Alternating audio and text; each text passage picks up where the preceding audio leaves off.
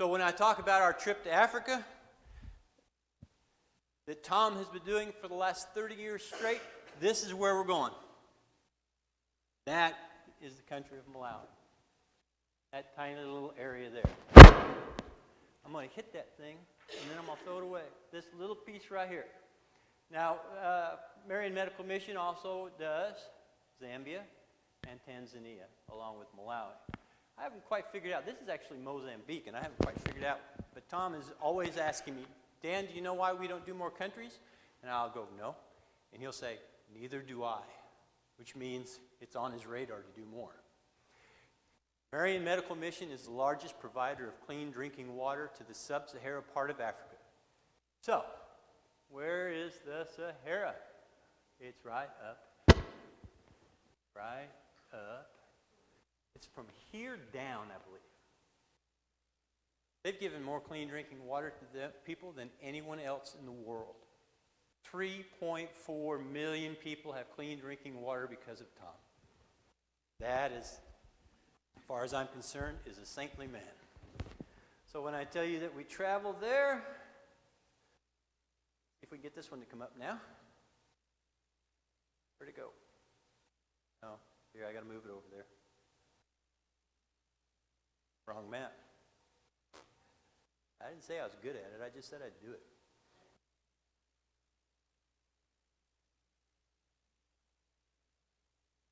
One of the greatest joys I have is the fact that when Mace called me and said, Dan, will you do this presentation? I had one foot stuck up in the air trying to stop it from swelling. I was on medication to stop blood clots, and I was on medication and breathing things to stop so I wouldn't get pneumonia. And I'm just happy to be here. That's my joy. So when we fly to Malawi, this is a little long way. This is what we fly into. And then when Wade and I took off, this is where we ended up, Karanga. And right around in here is Mzuzu. This is Monkey Mountains in here. And this is the Lake Malawi that we talk about so much. This is where we go. I know a lot of you have heard these stories before, so I'm going to try and go through this pretty quick, because I know Alan's got one of those sermons that he wants to give. Where's it at? I got to close these. Oh, that's cool, I guess.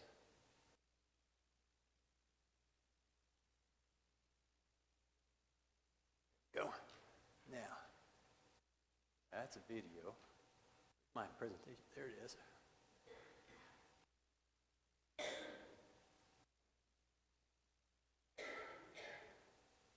This is going to work great. All right. I'm going to tell you the same thing I told everybody this morning. Everybody know what this is? If you don't, you're in the wrong place. If you could describe this book in one word, what would it be? You were here this morning. That doesn't count. It's love. What were the two greatest commandments all about? That's right. The two greatest commandments were about love. That's what I think this book is about. How many times do you suppose the word love appears? It's not the greatest, most common word. The most common word in the entire Bible is Lord, followed by God.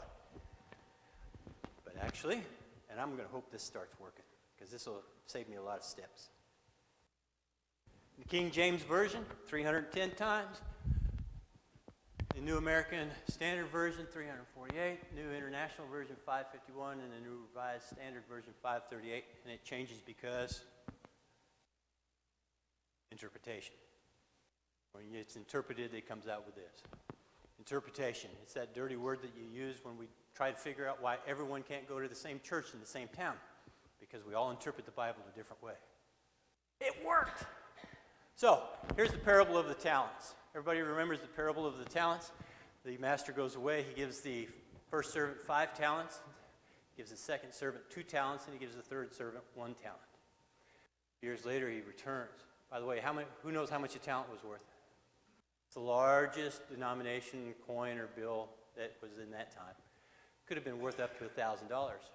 Now, if you have one of these talents from that time, it's actually worth between $1,000 and $300,000, depending on how much gold was in it. But here's the talents. Master returns, says, You there, I gave you 5 talents. How much money you got? He says, I have 10,000. I took your 5,000, I invested it, and I doubled it. Cool. You, how many did you have? You had 2 talents? What do you got now? He said, I have 4 talents. You gave me 2, I invested it, and I made 2. He says, all right, last one. I gave you 1 talent. Well, that guy didn't have a lot of money, and he decided he didn't want to lose it. So he put it in the backyard and buried it in a can, I guess, because he didn't make a dime. Was the master happy with him? So, if we have talent and don't use it, the master is not happy. How can I prove this? Romans 9:13. We learn what he thinks about this. Because earlier in Genesis, we heard the story of Jacob and Esau. Jacob was reserved, born second. Esau was born first. One day, Esau gets a little hungry. Jacob's got some food, and what's he do? He takes Esau's birthright away. God's not happy with that. He says, I gave you something, and you squandered it. God is not happy with that. And what does he say? God is angered and proclaims, Jacob I loved, but Esau I hated. How'd you like to be the one person in the entire Bible that God says, I hated? Ladies and gentlemen, God gives us talents to share, not to go home and sit in the easy chair. These are my friends, Wade Crane and Doug Meyer. Doug has gone on every trip with me. Why? Because we have each other's back, and that's what we determined a long time ago. We don't come home without each other. Something happens where he gets lost, I'm going to go find him. This is Tom Logan. Tom Logan is by far a living saint as far as I'm concerned. The man's given all this water. He's built hospitals. He's built schools. While I was there, he was arranging for teachers to go to the school. He was calling people to find teachers to outfit the school. He's built schools for the deaf. And now he is feeding the people of Malawi through a famine at $124,000 a month. He is raising to make sure that the people of Malawi eat. They are in a great famine right now. The crops will not come in until March, and that's what he's taking care of. That is Jane Swanson in the background there. She's from the Carbondale Church. This was her first trip. Doug Key and Mr. Kosa take care of the things in Africa all the time. When Mr. Logan is not there, Doug Key ministers everything, but Mr. Kosa is the man that runs it all. Mr. Kosa and Tom are very close. Mr. Kosa actually saved Tom's life one time. When Tom had his big car wreck, was paralyzed from the waist down, Mr. Kosa was the man who drug him out of the car, put him in another vehicle, and got him to the hospital, so that Tom is alive today. Oh, what happened? I was doing so well. Sorry. I must have accidentally hit the button. This is just your regular town. I'm going to go through these pretty quick because I know we have a sermon. That's the big city. Not a lot in those stores, but they have stores. This is what we see on our way up through Monkey Mountain. Monkeys. And at the right time of the year, they're very green monkeys. And it's about the only wildlife that we see sometimes. There's not a lot of game type things, Africa type things that you see. I did see a lizard this year that was really cool. Now at camp we have lizards. They're like this big, right? I'm driving down the hill. A lizard is crossing the road. His tail is on one side and his head's on the other side. That was a lizard. That was cool. I said, hey, did you see that? And we go by Lake Malawi, one of the most studied lakes in the world. And we drive on the tarmac, as most of you know. You know, these are kind of funny because it'll say 50, and then right here, it says stop. 3 years, I've never seen anyone stop. They're not only bad drivers, they can't read. This is Elephant Mountain. It's a great... I didn't figure it out until Mr. Kosa told me it was at Elephant Mountain, but now it looks like an elephant to me. This is my team. My buddy Louis Salonway and his best workers. This is the best, one of the best, if not the best team that Marion Medical Mission has. We put in a lot of wells with these guys. and they're not always easy wells. It was really cool this year because I made Wade walk to all the wells that were too far away from me. This was my very first well. We've now put in 481, 12,025 if you average the number of people for a well. This well actually is no longer operational. 2 years later, they've taken the pump out and moved it 200 yards up because this one would get contaminated during the flooding season and put out red water. So moved it around the corner and up a hill, and it is back putting out good, clean water for them. This is what we're trying to avoid, people drinking out of this. This is your number one reason for cholera and one of the biggest reasons for dysentery. Cholera is a waterborne disease, and it will kill you. Dysentery will make you so sick that you don't want to have it, trust me. There I am. These are actually orphans. The boys normally will have pants and or shorts and a shirt. This guy only had a shirt. This is the reason why we started asking the Murfreesboro Church to start making dresses for us, and we took dresses over a couple years ago. They love to be photographed, and you've never seen a happier bunch of people in my life. These were pictures I took this year. This is what the Karonga foothills look like, and I think I left this one in because there are no fences in Africa. You go wherever you want to. Nobody claims the ground. And we have driven within inches of people's houses, and nobody's ever said, "Get out of my yard." It's a very interesting culture. There are some mighty vicious snakes. They have the most poisonous snake in the world, and you always wonder what's down there. This was the first time that I did not get to do the walk. Without Wade, I drove to the top of this mountain range this year, and they got out and they said to me, "Dan, you cannot go." And I said, "Why? How far away is it?" "You want to know where the well went?" "Right there. 4 hours to get there and 4 hours to come back." Well, I sat in the truck because Dan can't do that. Hopefully next time I get there, I will. Little orphans that sometimes will not come near you. There are many fallacies. Some of the people think that if you touch a white man, you become white. Others are just plain scared of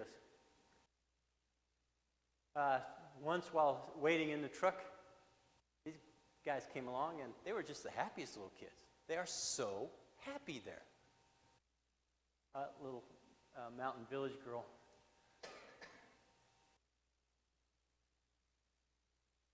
This year, instead of taking a bunch of well pictures, all I took was pictures of people happy.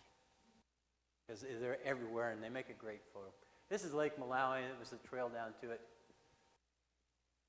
And this is how happy the people get when we put in the well. They are extremely happy. This is Robert and Lewis. They even smile when they're working. This is Wade. With the famous African peanut butter and bread sandwich. Bread, peanut butter, bread, peanut butter, bread.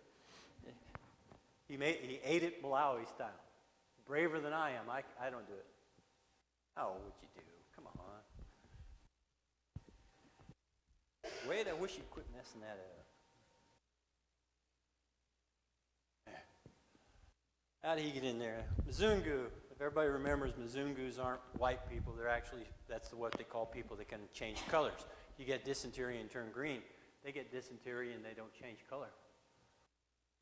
Lots of happy people. This is one of the pictures that I took, and the Secretary at Marian Medical Mission doesn't like these pictures. Why? Can't see the pump. So we have to retake those kind of photos. Another long walk. This is how you gauge how far away the well is. You ask Lewis, how many bottles of water do I need? And if he thinks it's a long way, you're going to be carrying a lot of water. This is Tionga. This is Lewis's daughter. We started out the morning on the other side of those mountain ranges just to get to this well. That's a good road. We drove on some roads that weren't too great. We drove on some roads that were downright dangerous this year in the Chitipa Mountains. They love to come and see us. If we go by a school, school's out. They just come down to the road, watch us even if we're just driving by. More mountains. We got to that place where I took that picture by that road in the background. Some villages are so remote, we're the first white person there.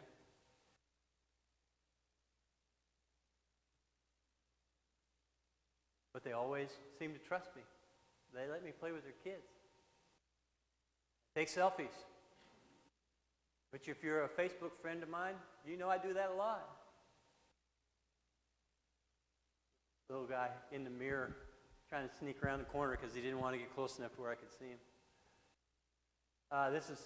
While I was there, we got to attend church. There was a big moderator change going on in the Presbytery of Karonga. Church was 4.5 hours. That's when the pastor looked at Wade and I and said, I need to save them. And he come up to me and he said, Dan, I'm going to set you free. And I thought, what does that mean in Malawi? And he said, come on, you can get out of here now, because that service was just going to keep right on going. 4.5 hours. He's the ex-moderator and I was the ex-moderator. This is Jaswell. Did you meet Jaswell this time? Well, Jaswell is one of the few people that are men that will carry things on their head. And he wanted that grain down by his house, and he carried that down that hill on his head. I don't know how they do it. Mountain Village kids, lots of mountains. There's Wade. What we do when we're there is to drive the truck. And then we record all of the information that is needed onto an Android so that we can maintain that well. We know exactly where that well is by GPS readings. If there's ever any problem, there's a number on the well, and they come and they'll say, this number well needs a new pump head, and they'll come and bring a new pump head. These are our guys eating lunch. Good old Lake Malawi. This guy's name was Dan. It's the first guy I've run across with my same name. Happy people. Hey, wait, check this out. Brothers from another mother. This is Twanga again. 2 years, I've known this girl for 4 years now, and she still won't talk to me. How you work this thing? This is towards the end. Mr. Kosa again. Oh, this is the second to last well or the last well, I'm not sure. And I started to take the picture of the people at the well, and I could hear this woman running down the path going, no, wait. And she wanted to be in the picture. And I don't know if she was the chief water fetcher or what, but she wanted to be a part of this. And when we got done taking the picture, she had this whole village laughing and jumping up and down, and we were like, okay, when are they going to quit so we can get up and get going? We have I think it was one more well to go that day. And there's a video on Marian Medical Mission's website of this going on. So I put this on because I wanted to show you this. The nicest compliment I think I've ever been given. Dan, do you know what I like about you? No, Dick, what's that? You don't try to shove your religion down my throat. You just live it. That is the greatest compliment I think I've ever had.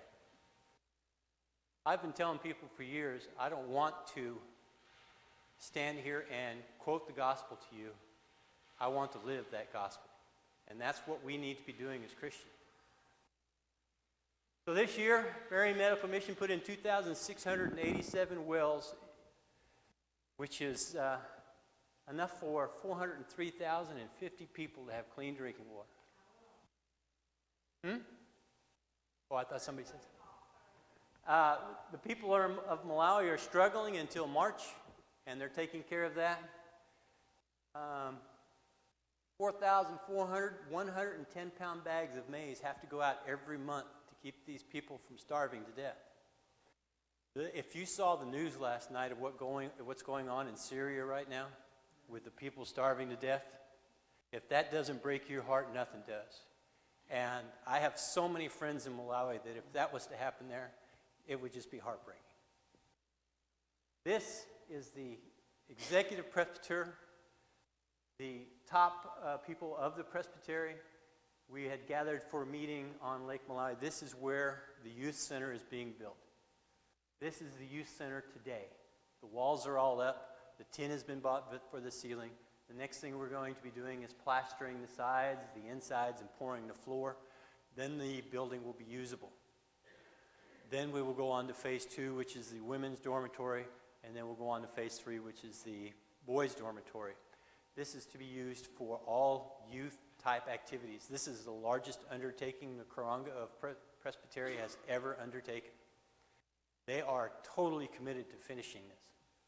If the kids can't go to college, they want them to go to trade school in these buildings. And you help make this possible. The chairs, the tables were donated in dedication to Ed.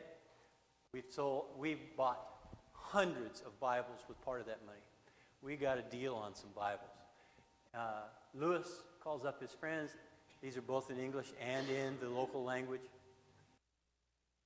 And we also bought, Ed said, Dan, I don't want $1 going to Africa unless there's some volleyballs included. So we shipped some volleyballs over there too. Ed likes those kids to have fun. Well, I thank you very much, ladies and gentlemen. This has been my mission. We hope that you'll continue to support mission work in our presbytery and through our church. Thank you very much.